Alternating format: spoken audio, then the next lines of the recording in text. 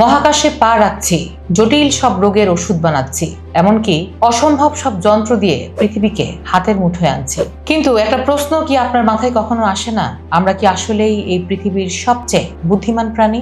জার্মানির max Planck ইনস্টিটিউটের অধ্যাপক উলফগ্যাং গয়মেন তো আরো এক ধাপে গিয়ে বলছেন, মানুষ সম্ভবত এই পৃথিবীর ইতিহাসে সবচেয়ে বুদ্ধিমান এবং একই সঙ্গে সবচেয়ে বোকা প্রজাতি।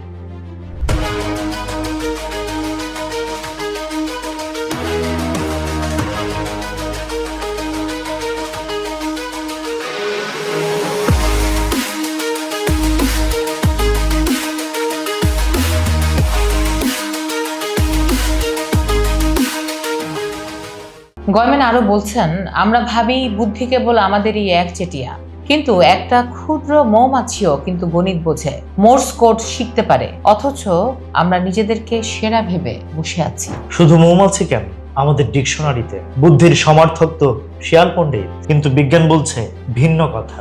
মানুষের পর বুদ্ধির লড়াইটা আসলে ডলফিন আর অক্টোপাসের মধ্যে। বোটলনোজ ডলফিন তো রীতিমতো সামাজিক কাঠামো তৈরি করে যোগাযোগ করে, এমনকি তারা হাতিয়ার ব্যবহার করে শিকার করাটাও প্রজন্ম থেকে প্রজন্মে শিক্ষা দেয়, অনেকটা আমাদের স্কুলের মতো, তাই না?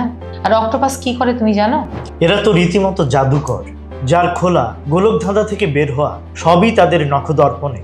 এমনকি ডারউইনের বিবর্তনবাদ যাদের কথা বলে, সেই শিম্পাঞ্জিদের সাথে তো আমাদের ডিএনএর 94% মিল আছে। তারাও কিন্তু সূর্যাস্ত দেখে মুগ্ধ হয়, সঙ্গীর মৃত্যুতে শোক পালন করে। হাতির কথা ভাবো, মানুষের চেয়ে 3 গুণ বেশি নিউরন তাদের মস্তিষ্কে থাকে। মৃত স্বজনের হাড় স্পর্শ করে তারা যেভাবে শোক প্রকাশ করে, তা কি কোনো অংশে মানুষের চেয়ে কম আবেগপ্রবণ?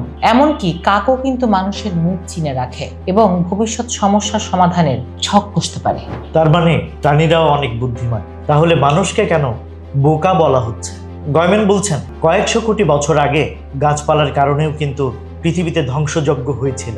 সালোক সংশ্লেষণ শুরু করে তারা অক্সিজেনের বন্যা বইয়ে দিয়ে অন্য প্রাণীদের বিলুপ্ত করেছিল, কিন্তু গাছেরা জানতো না তারা কি করছে। আর আমরা জেনে শুনে পৃথিবীকে ষষ্ঠ গণবিলুপ্তির দিকে ঠেলে দিচ্ছি। আমরা জানি জলবায়ু পরিবর্তন হচ্ছে, পৃথিবী ধ্বংস হচ্ছে, তবুও আমরা থামছি না। নিজের ভালো বুঝেও যখন নিজের বিপদ ডেকে আনছি, তখন তাকে বোকামি ছাড়া আর কি বা বলা যায়? আমরা চোখ থাকতেও যেন অন্ধ হয়ে অস্ত্র তৈরির পেছনে কোটি কোটি টাকা খরচ করছি, অথচ পরিবেশ বাঁচাতে আমাদের যত অনীহা।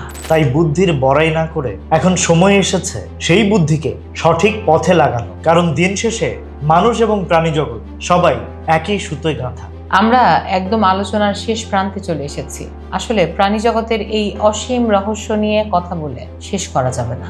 তবে আপনাদের জন্য একটা প্রশ্ন রেখে যাই, যদি মৌমাছি গণিত বোঝে আর শিম্পাঞ্জি ভালোবাসা বোঝে, তবে মানুষ কেন শ্রেষ্ঠ হয়েও পৃথিবী রক্ষা করতে ব্যর্থ হচ্ছে?